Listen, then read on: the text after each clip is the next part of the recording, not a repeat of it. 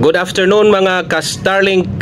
Gusto ko lang pong liwanagin yung post ko kahapon regarding doon sa full capacity ng active user ng Starlink sa mga area. So ang ibig sabihin ng Starlink full capacity doon sa area is na max out na yung numbers ng active users doon sa specific area.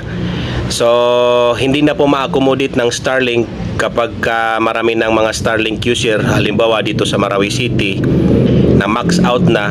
Ang ginagawa po nila is service unavailable doon sa mga residential plan, kasi marami pong nag-message at nag-comment, ano po yan, hindi po namin maintindihan. So ngayon yung Starlink po, kapag naka-receive kayo ng at full capacity doon sa area, ang ibig sabihin, that means their network cannot accommodate any additional devices at that moment.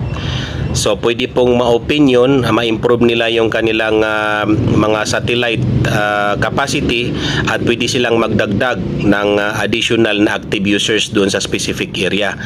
Kasi baka isipin niyo na lifetime na mawawalan ng mga subscribers or mag-activate ng bago sa Starlink. So hindi po yun. May mga time na pwedeng ma-improve ng mga engineers nila yung kanilang satellite, tapos pwede nilang dagdagan yung mga active users sa specific area. Sana po naintindihan. Magandang hapon sa inyong lahat.